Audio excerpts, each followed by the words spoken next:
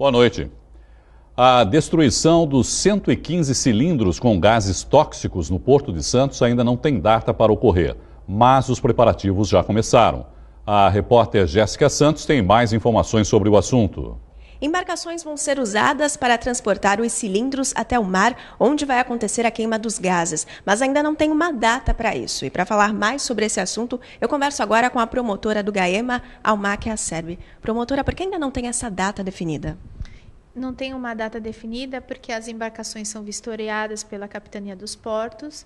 A Capitania fez algumas exigências, aí a CODESP está providenciando atender a todas as exigências feitas, então por isso vai ser feita nova vistoria. Então eu não posso falar se a capitania vai exigir outra coisa ou se a capitania vai achar que cumpriu as exigências. Então são trâmites que devem ser preservados por cautela e em respeito a todos os órgãos envolvidos que têm as exigências técnicas respectivas.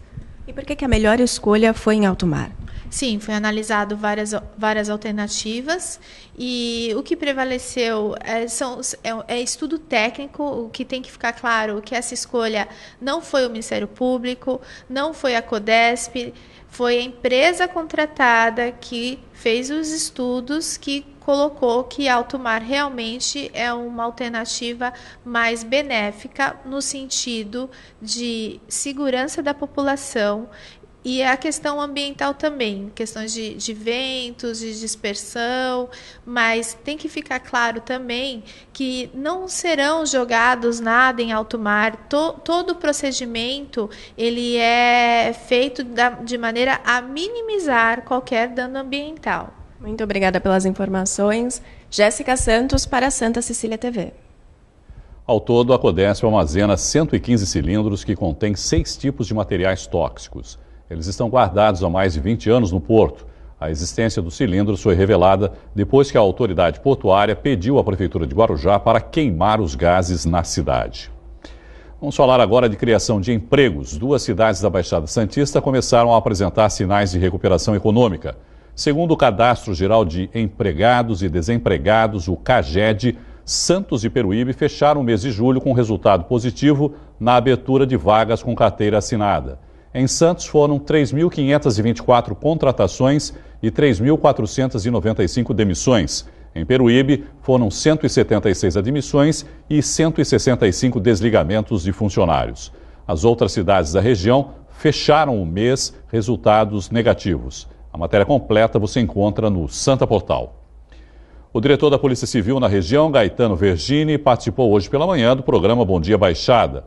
Ele falou sobre o fechamento de delegacias durante a noite. Os convidados do programa de hoje foram o comandante do DEINTER 6, Gaetano Vergini, e o empresário Eduardo Freire. Entre os assuntos comentados, o delegado disse como está o funcionamento das delegacias de Santos durante a noite.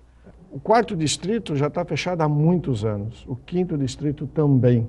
O 2º distrito também fechado à noite, só funciona na central de polícia judiciária no centro.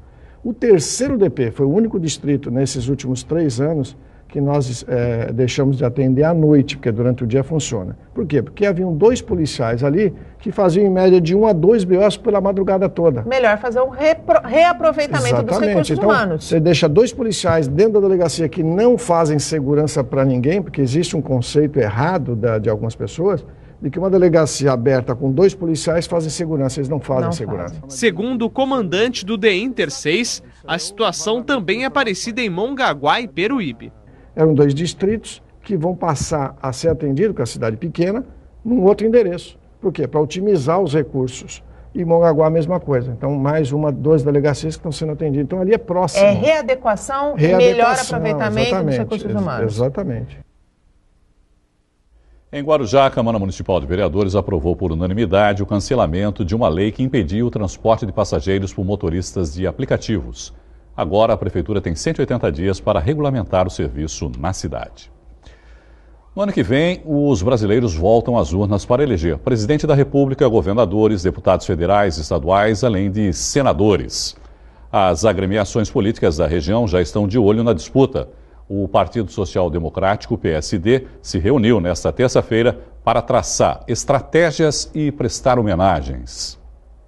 A primeira reunião da nova executiva do PSD de Santos foi na Unisanta. Participaram antigas lideranças e representantes da ala jovem. Em reconhecimento pela atuação no partido, foram entregues placas e diplomas. Entre os homenageados, o presidente de honra da executiva municipal do PSD, Marcelo Teixeira. O PSD conseguiu, num primeiro momento, o seu objetivo, o intuito. Nós tínhamos dado a palavra de que ao nosso ministro e ao presidente do partido, de que a intenção do PSD em Santos era, no mínimo, contar com 2 cadeiras na Câmara, e assim, graças a Deus, nós alcançamos. Alcançamos também não só as 2 cadeiras, mas também algumas funções dentro dos critérios elaborados pelo partido e no compromisso firmado com o prefeito Paulo Alexandre na administração municipal. Atualmente, o PSD santista tem 2 representantes na Câmara de Santos. Em Brasília, comanda 2 ministérios. E tem a 6ª maior bancada na Câmara Federal, com 38 deputados e 5 senadores. O PSD é um partido que tem uma história, uma tradição, tem componentes importantes colaborando com a sociedade santista, colaborando num projeto de nação. Então eu tenho certeza que o partido ele vem numa crescente muito grande e com lideranças expressivas que estão dando aí todo o seu empenho para que a gente possa cada vez mais marcar a nossa presença aqui na região metropolitana da Baixada. Nesta reunião, integrantes da executiva municipal do PSD começaram a traçar as estratégias para as próximas eleições. O partido, pela grandeza que tem, vai buscar, né, e ter aí candidatos, tanto a deputado estadual quanto a deputado federal, que tenham raízes no partido e que possam ocupar esses espaços. O Congresso Nacional começou hoje a discutir as propostas de reforma política que vão valer já para as próximas eleições. Para explicar um pouco mais do que está sendo proposto, eu recebo o cientista político, professor universitário, Iberê Cirna. Iberê, boa noite.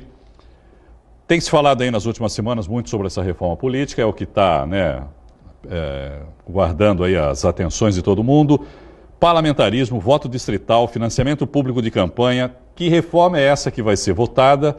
Essa é a proposta que foi aprovada na CCJ, que é a Comissão de Constituição e Justiça, e que agora foi para ser votada no plenário da Câmara e depois ainda vai para o Senado também, né?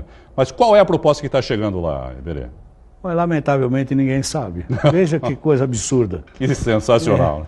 É porque muda-se tanto. E aí, assim, a reforma é boa para quem? O brasileiro mesmo não está sendo consultado em absolutamente nada. Eles estão lá discutindo o que é bom para eles. Como é que eu vou me manter aqui e como é que eu vou continuar com essa oligarquia, como é que eu vou conseguir fazer minha família dominar um pedaço do Congresso. Então, tudo que vier da reforma não tem cara, então a coisa toda quebrada. Agora mesmo estão se falando em reaproveitamento de votos para a legenda. Isso aí é aquele negocinho que eu coloco lá, bom, então vamos votar, tira aquilo. Esse é um jogo de palavras. E ninguém sabe absolutamente nada. Esse reaproveitamento, só para as pessoas entenderem, né, Iberê, é o seguinte, no distritão, os mais votados são os eleitos. Então, um grande número de votos, né, teoricamente, seriam perdidos, que são aqueles que não conseguiram se eleger. Eles querem já reaproveitar, porque o voto no partido não conta mais, né, só o voto no candidato que entra para a contagem. O partido já está de olho nisso. Então já vai dar um jeitinho, porque não tem esse lugar nenhum do mundo. Vai dar um jeitinho brasileiro para não aproveitar, para não perder e tal. Aí assim, agora vamos para o parlamentarismo. Tudo isso vira uma cortina de fumaça, entendeu? O que é embaralhar? Por que essa coisa é feita agora, às vésperas do prazo? Por que não se discutiu isso antes? Por que não se envolveu a população dando as suas opiniões? Eles não querem. Na verdade, eles querem se livrar disso. Bom, vão enfiar na goela da população, né? Com certeza. Uma decisão que eles tomarem lá, porque para entrar em vigor tem que ter um ano antes das eleições, né? Por isso essa sangria desatada, sem como dúvida, a gente costuma dizer. Agora, até outubro tem que estar pronto. Então tem a votação no plenário, os pequenos partidos estão lá reclamando, porque o distritão acaba prejudicando, eles vão ficar sem representatividade, Aí, por um outro lado, então aproveita um pouquinho aqui, um pouquinho ali. Daqui a pouco fala em uma transição para o distrital misto. Né? Que é a proposta seria o distritão nessa de 18, 20 e em 22 migraria para o distrital misto. E que, na verdade, é uma outra discutível. Todo mundo fala que o sistema alemão é o melhor. Não é a panaceia do mundo também, não. Aquilo ali não é a solução para tudo. O que nós temos que estar preocupados é que não é o sistema. O que nós temos que estar preocupados são com as pessoas que fazem parte do sistema. Então eu escutei isso por diversas vezes. Não adianta mudar o teatro se os atores são os mesmos. Os atores são os mesmos. E eles estão lá assim, eu brinco que esse congresso é o congresso do calma lá. Porque tudo que se propõe ao congresso, alguém grita, calma lá, vamos ver se é bom para nós. O Brasil é outro detalhe. Então, mas vamos fazer a reforma da Previdência. Calma lá, vamos ver se é bom para nós aqui. E o povo? Não, o povo é detalhe, depois nós vamos resolver o problema do povo. Então aquele pedacinho do país não está preocupado, não participa a população, ninguém pergunta nada, nem entidades, ninguém, eles fazem o que bem entendem. Então agora estão propondo aí o pacotão de 3,6 bilhões para fazer campanha. E agora, nessa última, já está saindo aí... Isso sem contar o fundo partidário que já existe, né? Que são 800, quase 900 milhões. Isso, tem partido aí que leva 80 milhões por ano, sem ter um representante. Então aí você fica na preocupação. Agora, alguém já propôs o voto, a contribuição oculta. Gente, isso é uma piada. É uma piada. Entendeu? Não pode mas ter... ele fica oculto só para a população. Para as autoridades ele não pode ser oculto, segundo eles. Eu me engasgo. Eu não consigo falar mais. Calmo, não fica eu não consigo mais. Porque assim, quando você fala é o oculto, é porque vai ser alguma coisa escondida. Não tem como. Sim. Como o nome já diz, Já diz, é oculto. Agora, outra possibilidade que eles estão colocando nesse pacotão aí, Iberê, e isso eu queria entender, porque confesso que eles inventam umas coisas aqui nesse país que é difícil. A possibilidade de uma pessoa, né, ser candidato a 2 cargos. Quer dizer, o candidato é candidato a 2 cargos. Caso ele não se eleja em um, ele pode ainda se eleger em outro. Como é que funciona isso? Na verdade era exatamente isso. Então o Irineu quer se candidatar a governador e a deputado. Mas aí ele pode escolher os cargos que ele quer? Depende, se ele for, o que ele ganhar. Aí o que acontece? Ou um majoritário e um... Não. É um majoritário e um proporcional, que não vai ser mais proporcional. Vai ser majoritário também. Então o que acontece? A preocupação é que assim, isso é colocado de uma forma para ser votado e alguém vai gritar, porque pelo menos... Pera lá! Pera lá, entendeu? Calma lá. E aí então o que eles fazem? Eles retiram somente essa parte e a outra passa batida e vai-se embora. Tá vendo? Nós mudamos, aquilo não passou. Isso aqui não vai ter. Tanto que estão fazendo agora com os 3,6 bilhões. Aí, calma lá. Não, então vamos tirar. Não é 3,2, não é 0,5%. Das receitas correntes do país. Não vai ser. Vamos aprovar que tem que ter um fundo, depois lá na frente a gente estabelece quanto de dinheiro. 5 bilhões provavelmente. Então, aí não vai ser mais 3,5 mais. Isso é uma brincadeira. Então não se sabe qual é a reforma que querem fazer. Iberê, tudo indica que o Distritão vai ser aprovado. Né, o presidente da Câmara, Rodrigo Maia, que a princípio não era simpático, agora diz que já está mais simpático a proposta e tal. Então tudo indica que o Distritão vai passar. O que acontece com o Distritão? Quer dizer, por exemplo, vamos trazer essa coisa mais pra gente aqui, mais perto pra gente. Em Santos, a eleição, por exemplo, muda alguma coisa? O que muda? Então, no Distritão, você tem, você não tem a proporcionalidade. Então eu tenho lá que os mais votados no distrito serão eleitos. Mas esses distritos seriam o quê? Cidades, o estado, então, agora são divisão? Estados. Agora são estados. Isso. Cada estado passou a ser um distrito. Pra você ter uma ideia, dos deputados federais que estão lá, se tivesse aplicado o Distritão, somente 37 seriam eleitos. Teriam com possibilidade de ser eleitos. Porque a grande maioria foi eleita pela proporcionalidade, isso, né? Que é aquela coisa do puxador de voto, né? O coeficiente partidário, entendeu? Onde você divide. E aí é o caso do Tiririca, o caso do Enéas. Enéas foi um caso famoso, né? Que entrou para a história. Pra você ter uma ideia, quando se critica o sistema proporcional, não é bem o sistema que está errado. São as ofertas de pessoas que devem participar. Então não é de todo ruim, não. Agora, a preocupação é que isso criou uma distorção. E essa distorção estão querendo corrigir para as oligarquias. Então, quando você fala do distritão, o partido perde um pouco de força. Porque independente disso... Mas aí o partido tem alguma força hoje também? Mas né, a força que a gente diz é... As votações já não são personalistas, na verdade? Mas acontece que tudo passa pelos caciques. Hoje, até para te dar a sua ficha, para você, entendeu? Ajudar na campanha. Nós estamos vendo nas delações aí, para quem eu dirijo o dinheiro, para que campanha eu vou apoiar. Isso passa pela cúpula do partido. Ora, tem aí, convida quem tem muito voto, para poder fazer um arrasto ali do trem.